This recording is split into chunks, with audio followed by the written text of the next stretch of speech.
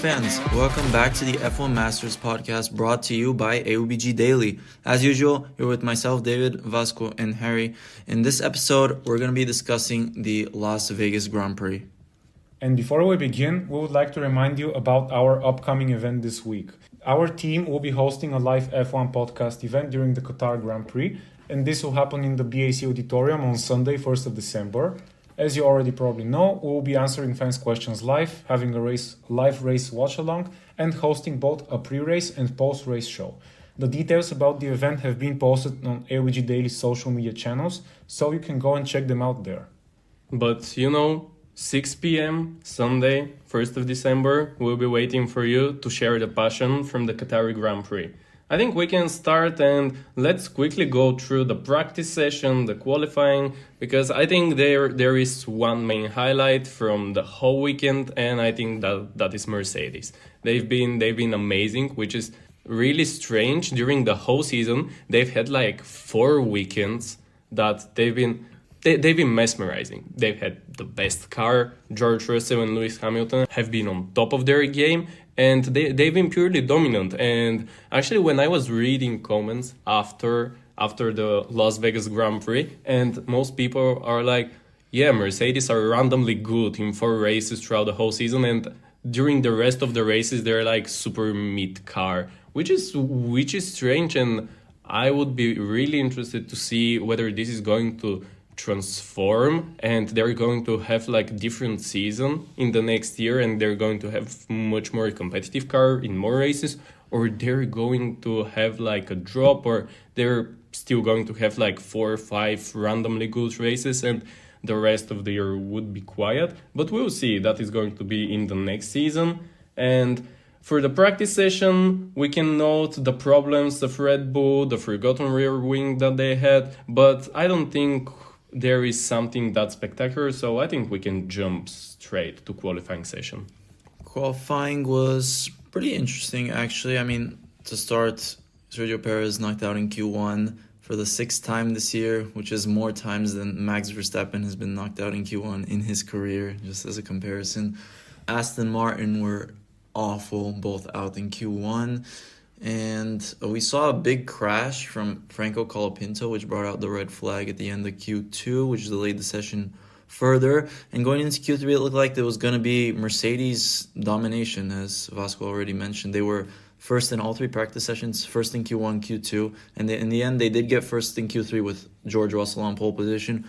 But Lewis Hamilton messed up both of his laps and had to line up 10th on the grid. But I feel like had that not happened, I think not only would he have gotten pole position, but he probably would have won the race by 20 seconds based on his pace during the race. Another interesting fact was that Pierre Gasly got P3 in that Alpine, which was going to prove to be crucial for that Constructors' Championship battle, but the race did not turn out the way him and Alpine hoped for. And finally, crucially in the championship battle, as Max Verstappen outqualified Lando Norris, and this was definitely something he needed if he wanted to secure the title in Las Vegas. And moving on to the race recap, we're going to start off with the podium. It was George Russell, Lewis Hamilton, and Carlos Sainz, and the DNFs were Pierre Gasly and Alex Albon.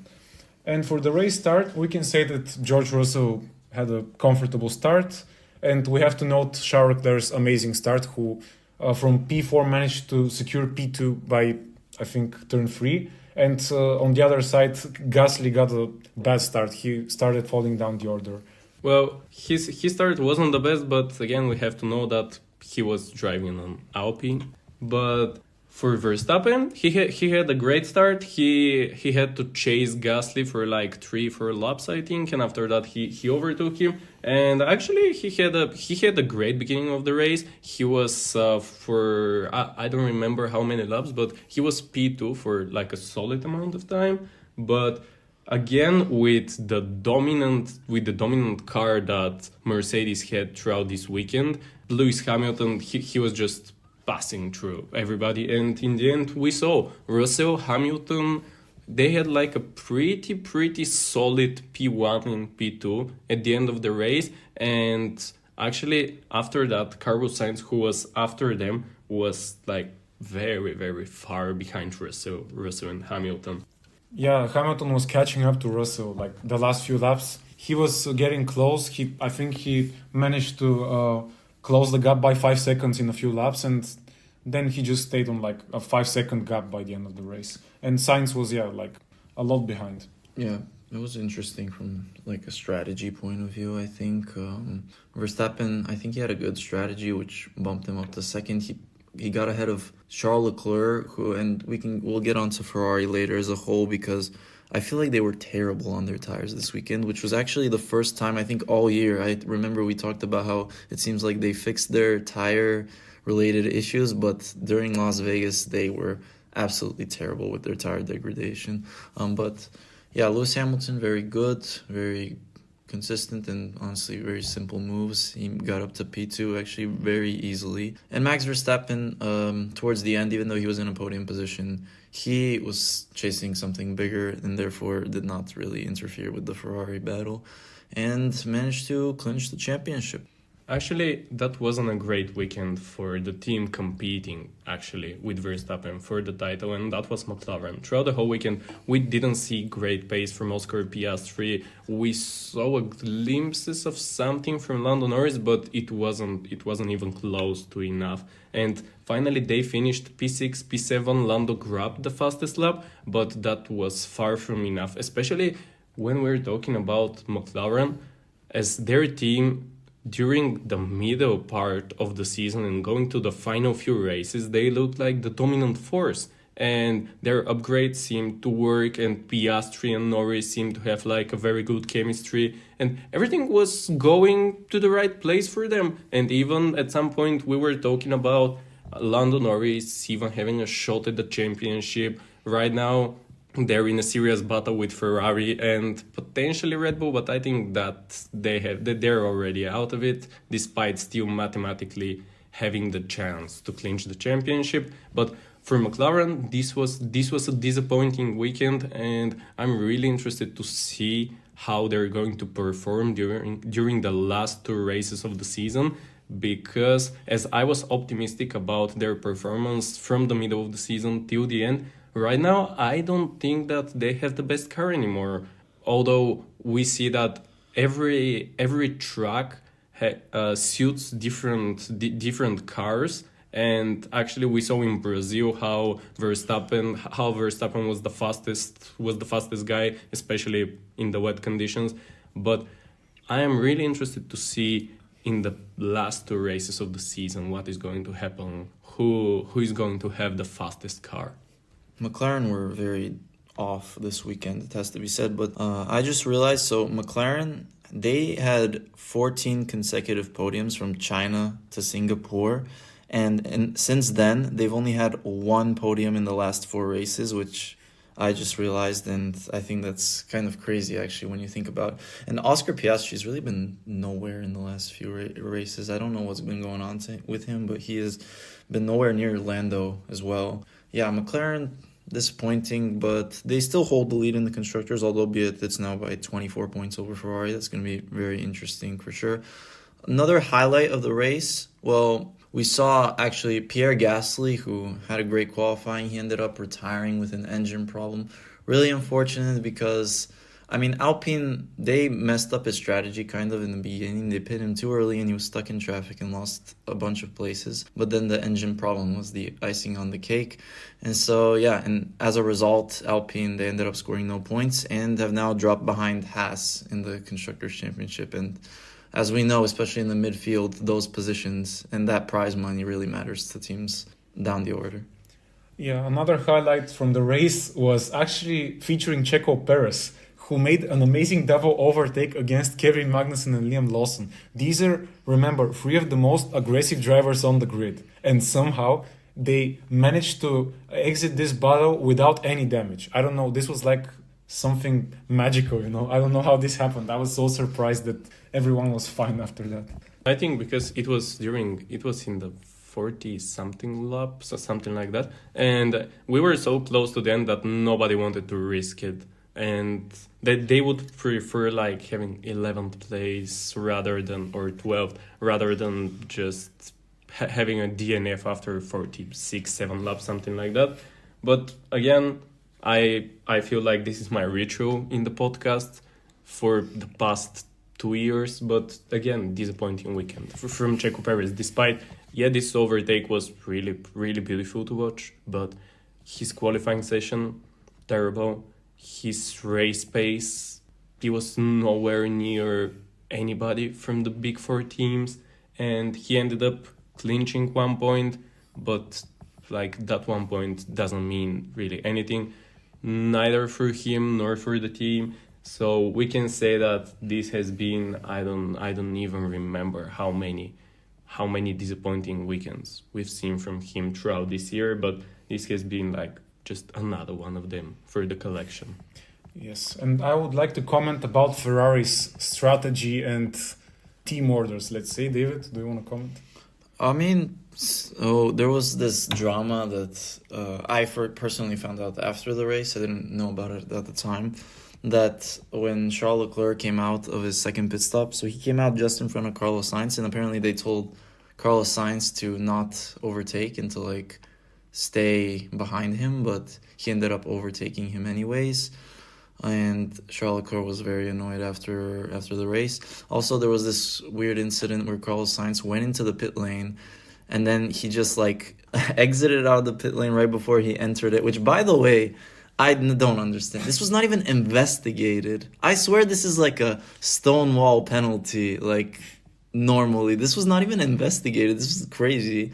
Lucky guy. I found that crazy. I mean, like, I'm a Ferrari fan, but I couldn't believe that like he crossed the line. That's literally the rule. But yeah, Ferrari, I think they had a good car and they could have challenged Mercedes, but their tire degradation was terrible. I mean, George Russell, his stint was so long, the second one, and that's what ended up being the difference maker, really. Remember Charles Leclerc at the beginning of the race? He was actually putting the pressure on George Russell, and then all of a sudden, his tires just fell off a cliff, and he went from being right behind George Russell to going behind Carlos Sainz and behind Max Verstappen, and like he had to pit, like one of the first people to come into the pit. So yeah, Ferrari, honestly, even though they did gain points on McLaren, quite disappointing overall to get, I feel like, embarrassed by Mercedes this weekend. And also something that we can mention is Alex Albon with his third DNF in a row and fourth in the past 5 races. And actually, in the only race that he finished, I think it was in the United States, the second Grand Prix in the United States, he was like 16th. So in the past few races, we've seen a lot of disappointment for Williams. And with all the crashes from Colapinto, like in the qualifying session, his car was smashed. And Alex Albon, he had his problems. So overall, things were looking bright at one point of the season for Williams, and Alex Albon was looking really competitive when Colapinto went on to switch Logan Sargent. His first few races looked very promising, but again, pretty similar to McLaren. I think that sparkle, that really great power has been lost a bit in a way for Williams, and in the past few races they've been nowhere to be seen. Yes, they're definitely going to finish ninth in the constructors, no doubt about that. And we can move on to one of the hot topics, which is, of course, Max Verstappen and his 4th title confirmed. This was another weekend where he showed that even though his car sometimes may not be that good, he's always consistent and racking up the points whatever happens. Like, he's just always performing at the best level possible, and this title just confirms that he is one of the best of all time, even because right now there is no doubt he is the best in the sport. Yeah, even though the car wasn't the best again, I think he showed throughout the whole season that he can squeeze up everything from that car. He was the most consistent guy once again throughout the whole season. He has been really consistent for the past few years, and I think that 4th title is totally deserved. He's currently the best pilot in F1, and I cannot wait actually to see what is going to happen in the future, because Red Bull, it looks like they're not going to be dominant as they were in the past 2-3 years. And when Verstappen doesn't have the car, but we all know that he has the ability, what is going to happen in the championship? How are the battles going to be played with the rest of the teams? I think that, yeah, fourth title, but Red Bull and Verstappen should be looking to the future, what is awaiting for them, and I cannot wait to see what is going to happen in the next season, because if we have four very competitive teams with four great driver lineups, we're still not sure who is going to be the second driver at Red Bull, but hopefully it's not Perez. And if it is not Perez, I think that there is a potential for really, really interesting flashes in 2025. Who should be that second driver for Red Bull? Well, at that point, it looks like it is a battle between Liam Lawson and Sergio Perez. I'm not the biggest fan of Liam Lawson, but right at that point, it looks like he's much better option than Sergio Perez. In the end, I am like 99% sure at that point that Sergio Perez is going to be again the second driver, and this is going to be his last season in Formula One.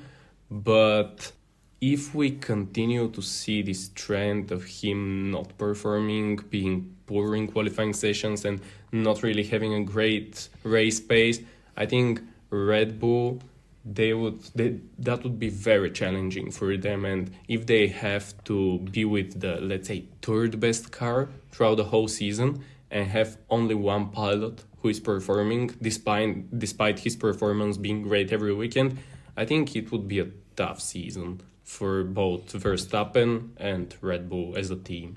Speaking of teams, we can move on to the Constructors' Championship battle.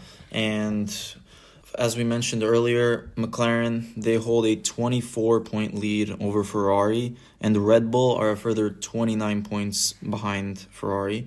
So we have three teams that are still in it, which is incredible. I don't remember the last time three teams were in the Constructors' battle with 2 races to go. And even though, as Vasco said, that Red Bull is unlikely, there is still the possibility, even if like Perez is not performing, Max could win the last 2 races and that could really boost them. But who do you guys think has the edge? Because Ferrari have been racking up much more points than McLaren in the last few races, and although they did not maximize the result in Las Vegas, they are creeping up to them. 24 points for constructors is almost nothing.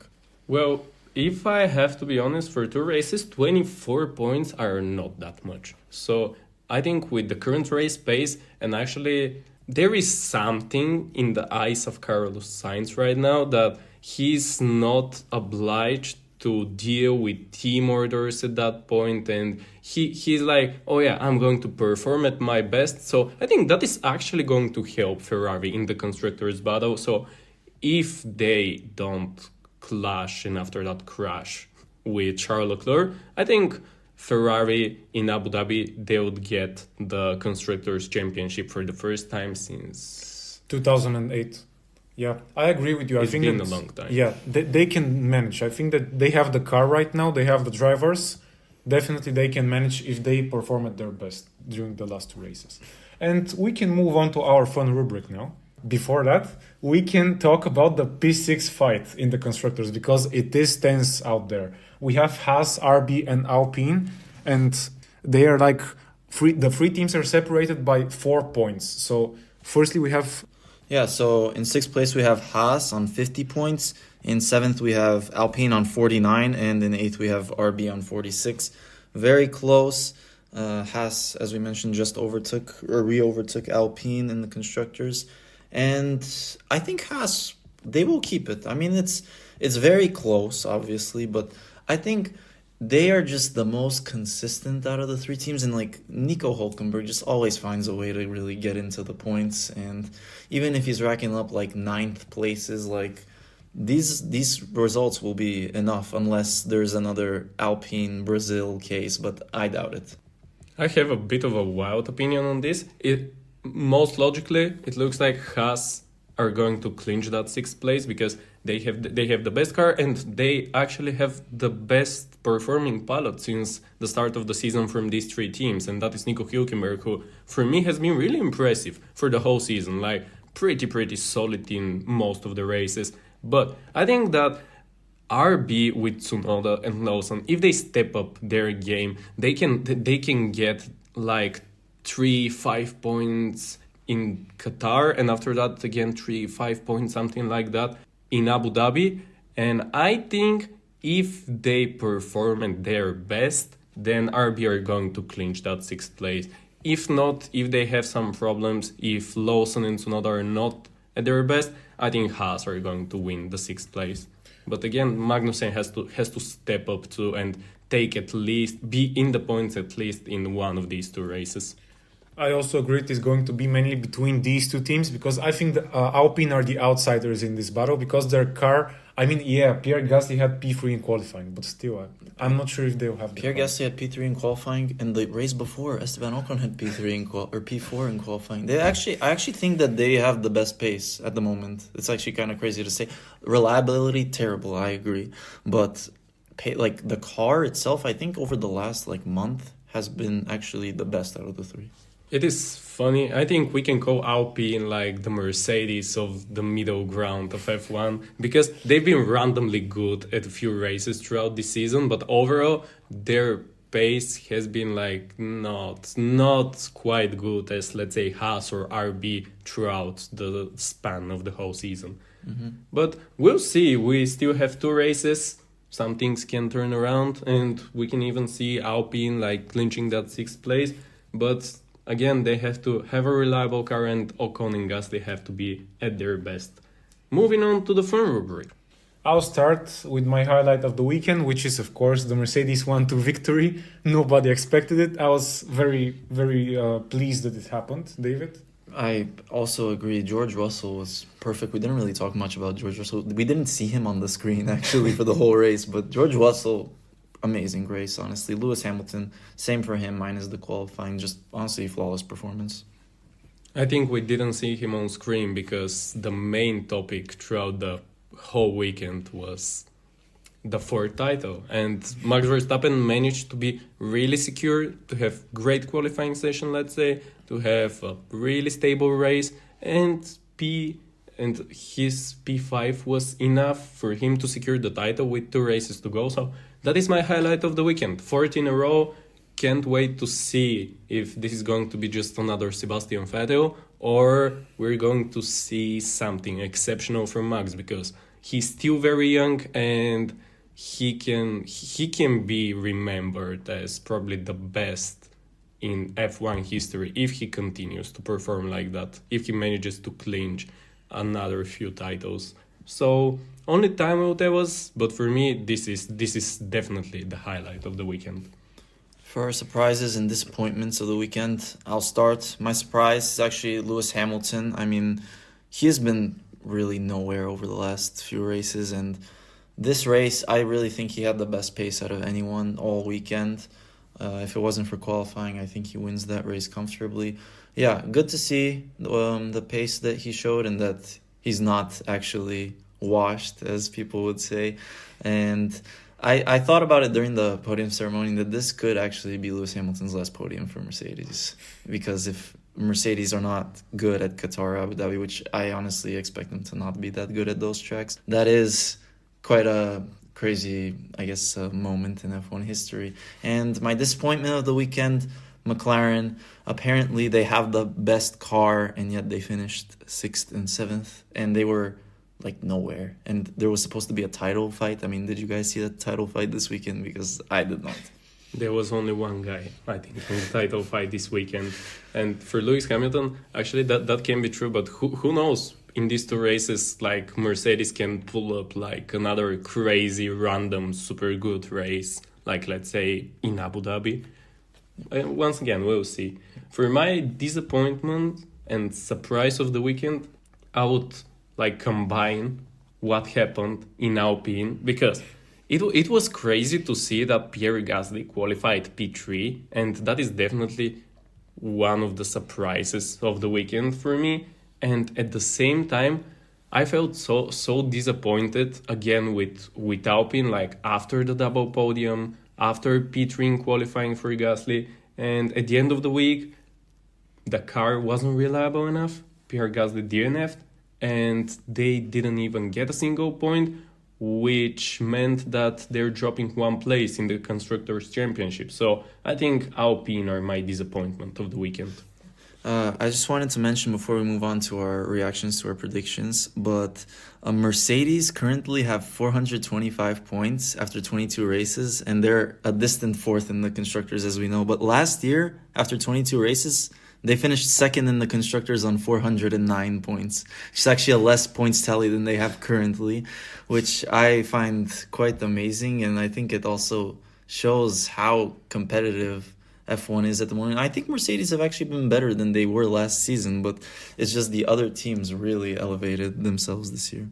Well, let's not forget that last year, if Max Verstappen was participating as a separate team, he would have won the Constructors' Championship. But this year the car wasn't that good, and still once again he managed to clinch the title. So let's blame it on Checo Perez for the poor performance of Red Bull in the Constructors. Yeah, moving on to Harry's surprise and disappointment.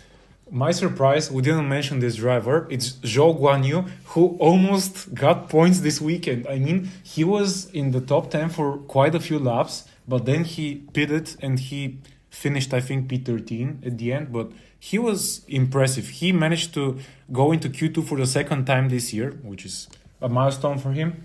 And yeah, I was impressed by this guy, honestly. And my disappointment, I mean, they have been off the last few races. It's Aston Martin. I don't know what's happening with this team. They're P5 in the constructors, but in the recent races, the teams behind them are better. Like, I don't know what's happening, but Lance Stroll was last in qualifying. Then he didn't have team radio for the entire race. I don't know what's going on. Yeah, they have scored 0 points in the last 4 races, and Fernando Alonso was actually very close to scoring points, which I thought was unbelievable in itself, because after qualifying he was like, until the end of the season these are practice sessions for us, pretty much. They've given up on it. So yeah, but that is the state of Aston Martin at this point. But now let's move on to our reactions to our predictions for Las Vegas. Vasco? Well, I was pretty close with both my predictions, and at the same time only one of them actually turned out to be half true, and that was no points for Alpine and at least one of their drivers to DNF. And when you asked me in the last episode who is going to be that driver, and I was like, I'm wondering, but let's say Esteban Ocon. But again, I was not right. I received half a point for this, but Pierre Gasly was the guy that DNF'd, and again, no points for Alpine after the double podium last time.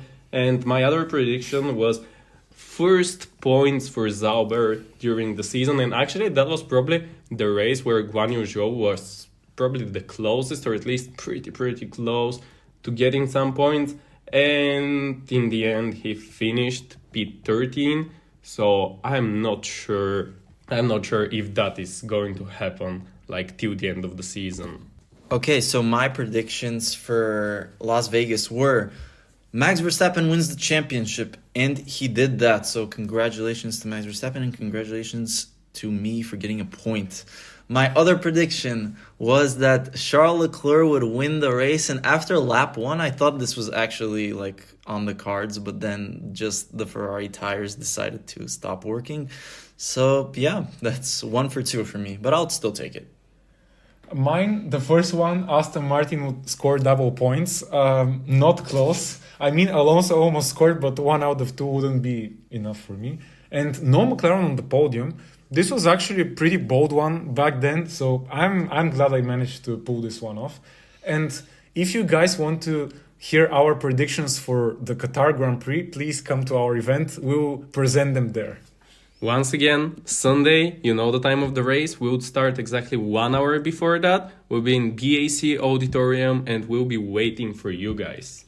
But this is all for today from us. We're looking forward to the next episode. Till then, like, subscribe, and follow us in AUBG Daily on Instagram and Facebook, and stay tuned for more of our content. Thank you, and remember, if you no longer go for a god that exists, you're no longer a racing driver.